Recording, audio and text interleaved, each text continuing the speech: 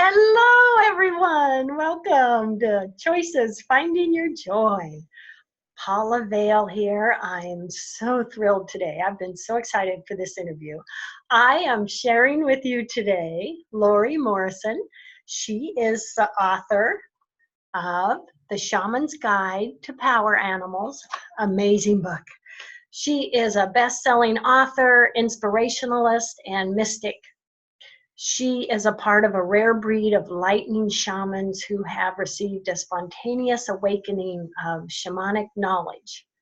I am so excited to hear your story and so much about you, Lori. First off, welcome. Thank you, Paula. I'm so excited to be here with all of your pals and friends. We're so blessed to have you, and this is so exciting. Let's start with a bit of your background, and it's really a fun coincidence. Lori and I grew up in the same area, Pacific Northwest girls, same town, everything. Very small town. Yes, so very cool. That's even more remarkable. And now you're an amazing shaman and living in Sedona, Arizona. So tell us a bit about your background and what took you to where you're at. Well, I got my degree from the University of Washington, and took off and decided to be, a famous person in my field, which was finance. And so I worked in New York. I worked in Texas, all over the United States, financing big deals. And then I met my husband, who was from El Salvador, and he said, "Okay, we're going back." So I went back to El Salvador, lived there, did a lot of development work. I was in the food and wine business, just always an entrepreneurial spirit. And then it's been almost 9 years ago, we lived in a beautiful place out in the middle of a volcanic lake. We had kind of a peninsula that we lived on. And I was the only one out there, other than just some staff that I had, working with me there. And my husband died. Unfortunately, died in my arms there. And then fast forward 1 year later, on my 52nd birthday, which is a very interesting birthday for the Mayans, because that is when the Gregorian calendar, which is a calendar that we all live with, aligns with the Mayan calendar.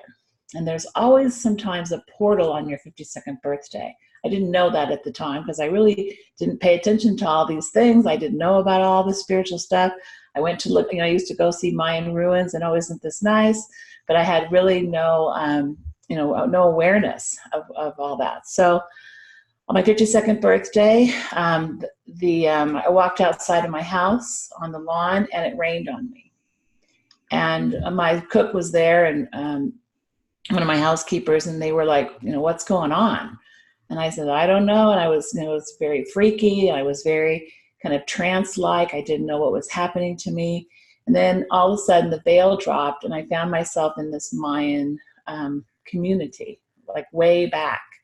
And I saw like the fires coming out of the teepee, not the teepees, but their little huts.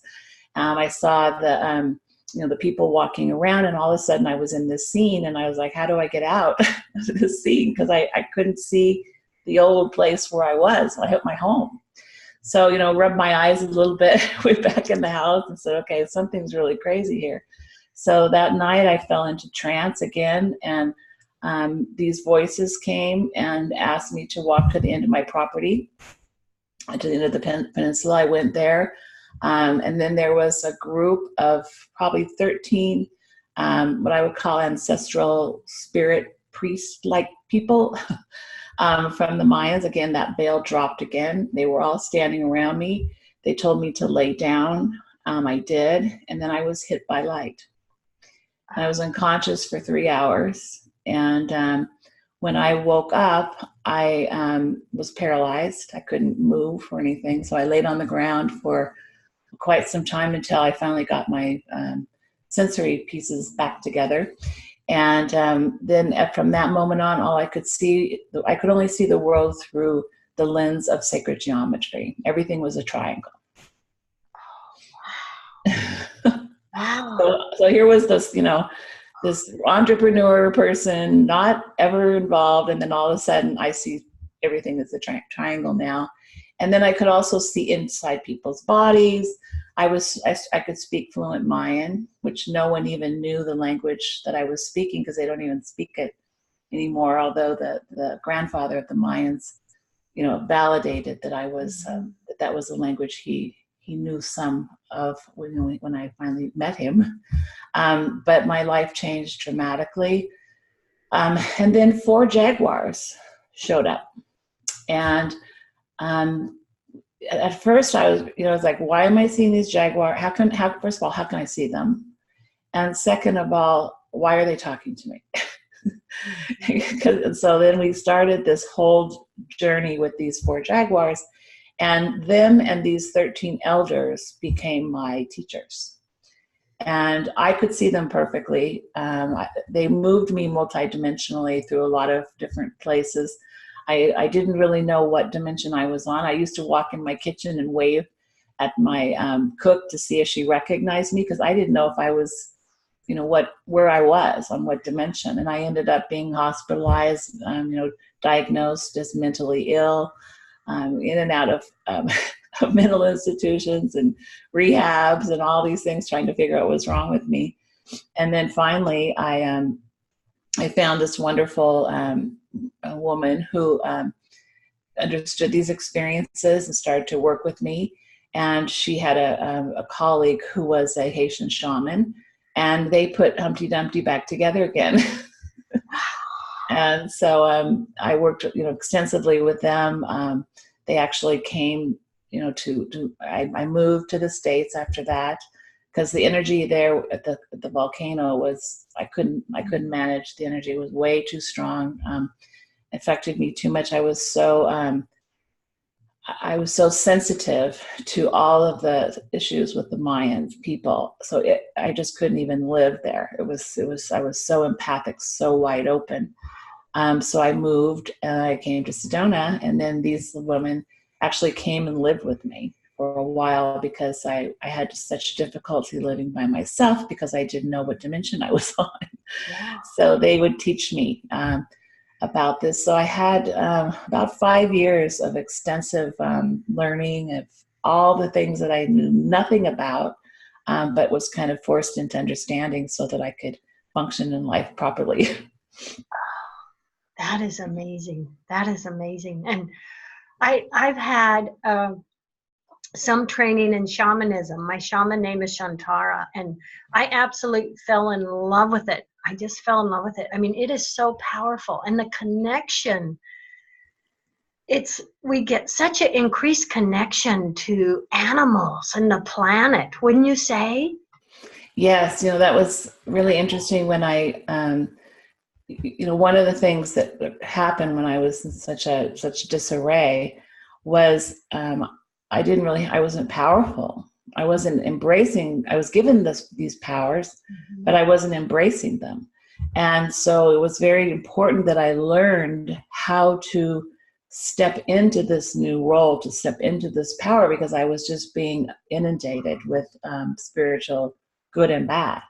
And so the first thing that happened, Marilyn, who was the Haitian woman, she said, we have to bring you a power animal, and we have to integrate this power animal with you so that you can, step into this power that you've been given. Of course, I'm looking at her like, really? Because none of this made sense to me. This was all absolutely new and crazy.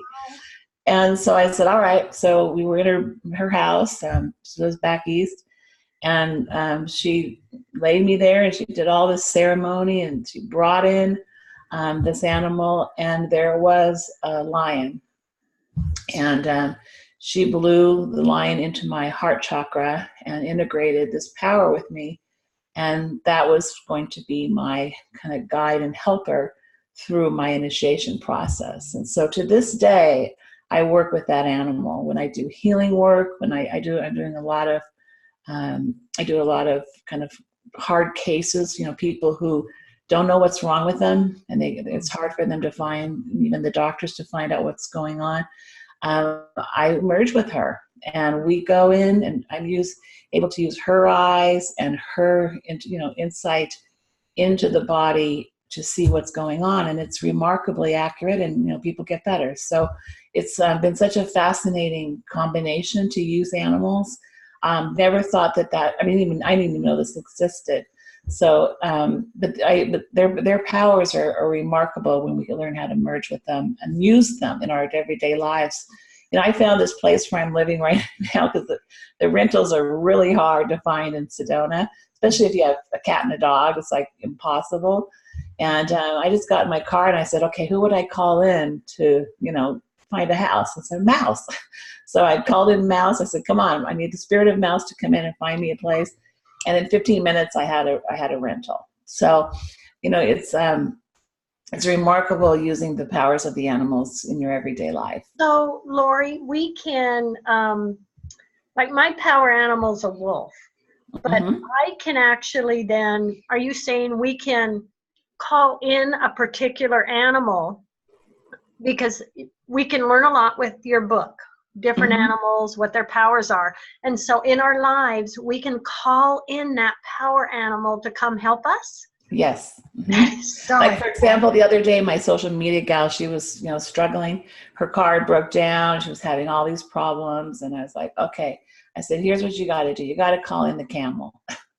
And she's like, the camel? I said, yeah, it's camel, transportation. That's all about it. And so she called in the camel, and she was like freaking out because she thought she'd have to buy a new car. There was a lot of, struggle with that. And, by the afternoon, she had a new car, one she could afford. It was a super deal. They fixed everything, and she was on her way, by 3:00 in the afternoon. And she said, I actually took your advice. I called in the camel, and everything, worked out for me. So you can use them, like you can use their powers for the power that you need at that time. So could you share with the audience an example of what they might say in wishing to call in that animal? What I would say to call them in, or what they would say to me? What they would say to call in the animal. Okay. Well, I can hear them. So that's a little different from a lot of people. I can actually, have a conversation with them because of I'm just very open and can do that. So I don't, not everyone can do that. So really what I do is just ask people to trust, bring that animal in. One of the experiences that I had in the initiation by the 4 Jaguars was one day they took me to the edge of the lake and they said, okay, Lori, we want to show you your power. And I'm thinking these people, these jaguars are absolutely nuts. So I stood there on the side of the lake. They said, there's a big white egret on the other side. Call it to you. And so I said, all right. So I called the egret, and I sat there thinking, yeah, sure, right. There's going to be an egret. Yeah. Well, sure enough, comes right across the lake and land right in front of me, right on, literally I could shake its wing. And they said, see, you can do this. Yes. And so I was shocked. That was like shocked for a whole week that had even occurred. And then Marilyn and Deborah, the 2 women who were helping me, they were here in Sedona with me, and they called in a hawk. Literally, a hawk landed right on near my shoulder, on the limb right above my shoulder.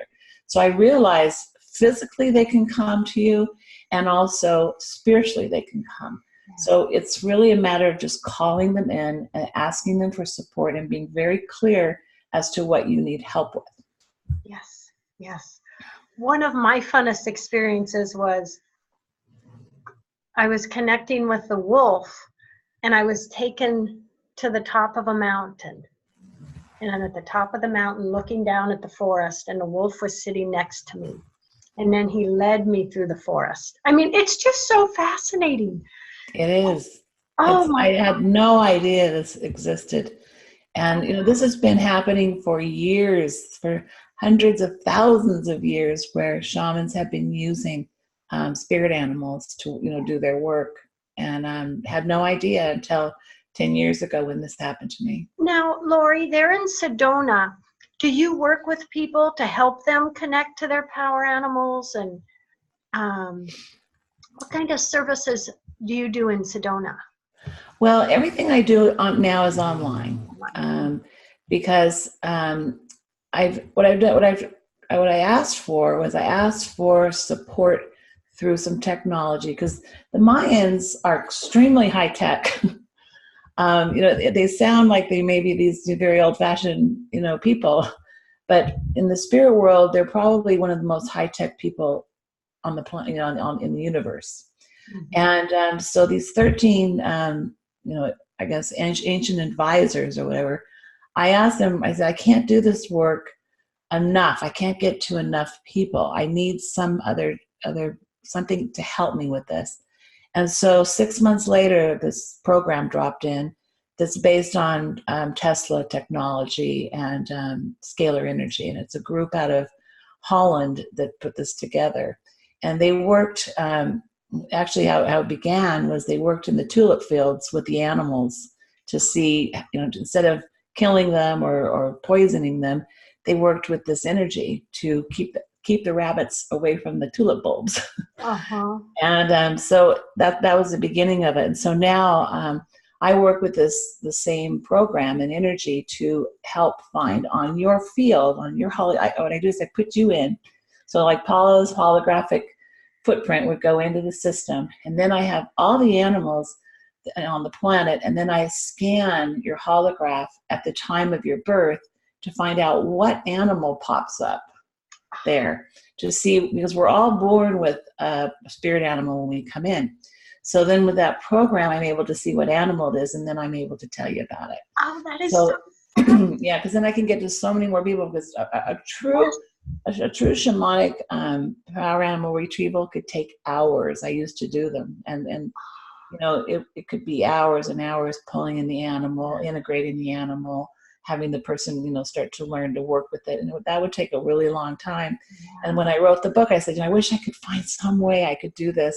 So because the power of knowing what it is amazing, because then it just built, like for me, when I got the lion, it just built in me such a lack of fear anymore. I felt like I had kind of a partner, a power partner throughout my life, and someone to call in, from that other perspective.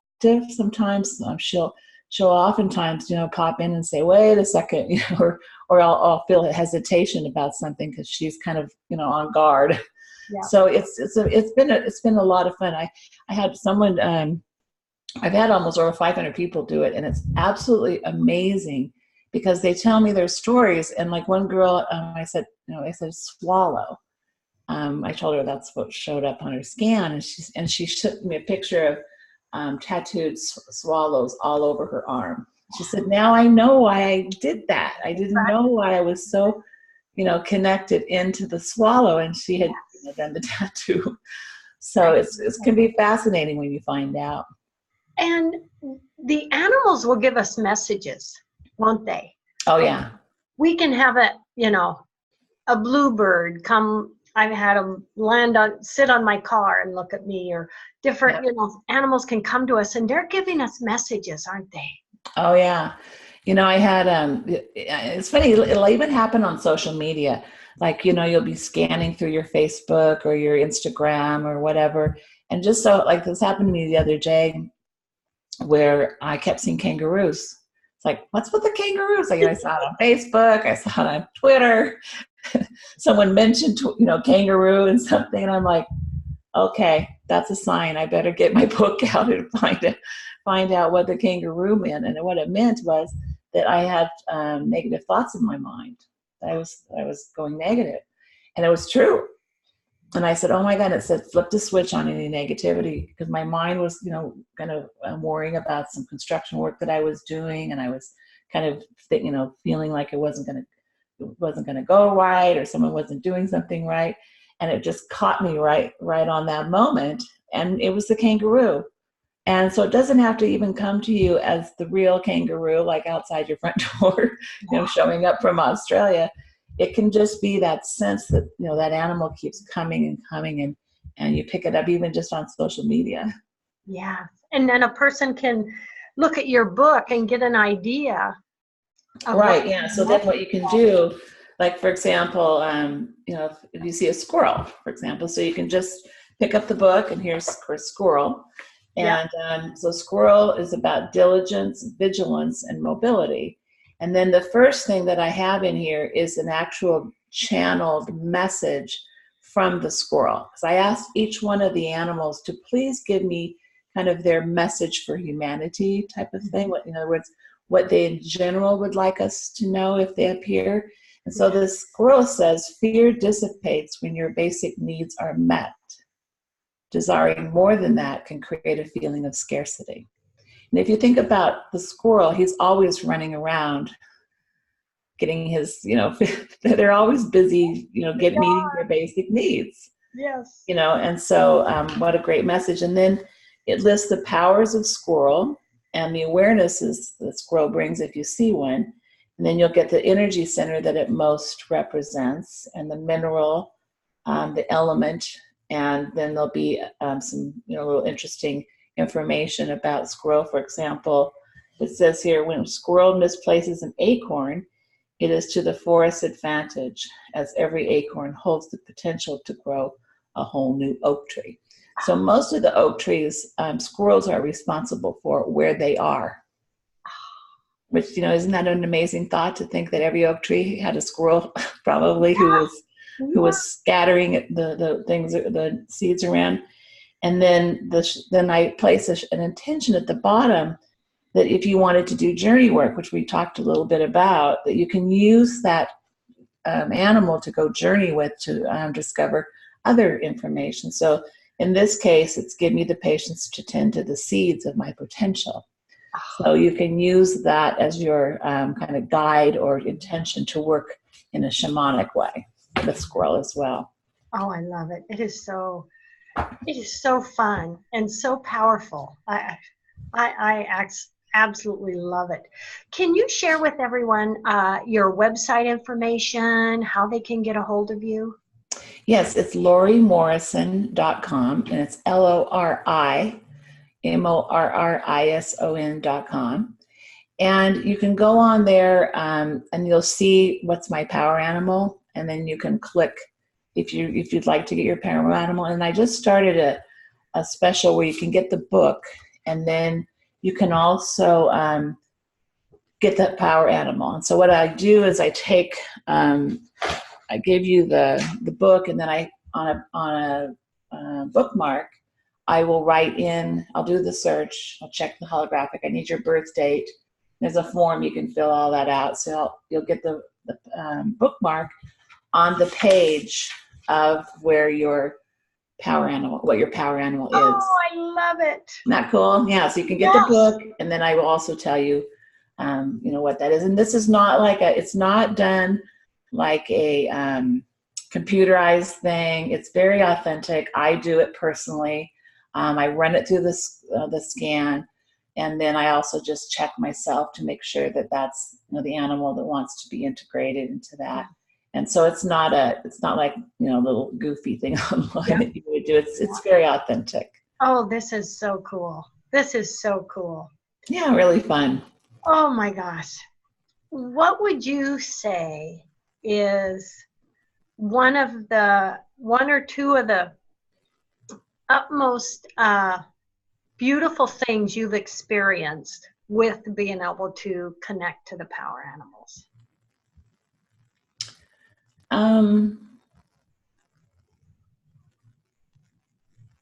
I with my own power animal, I would say, I was alone. I was left alone and feeling very vulnerable after my husband died. And so having that sense of spirit, guiding and working with me, and kind of supporting me through, because you're not used to making all the decisions anymore.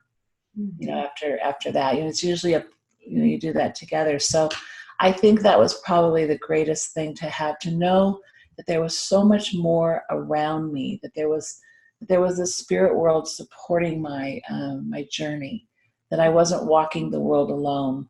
And I think that was probably the most the most powerful experience. I still get teary-eyed when I think of the relationship that I have with her, because it's we've been through so much together, and and also just the amount of people that she's helped me to heal. I mean, it's just, it's phenomenal. I had a client not too long ago who had some, her Achilles tendon was cut, and she lost the communication from the brain to the foot in the operation. So they were going to, they were lawyers, and the whole thing was getting messy because she wasn't going to be able to walk again. And so I worked with her through this program that I use, and plus, this relationship that I have with this power animal, and she was walking in 15 minutes. Oh my gosh! It was shock. I mean, her and her husband called me from their house, and they were screaming and saying, "Oh my God, Lori, she's walking," and like, case closed, the whole thing.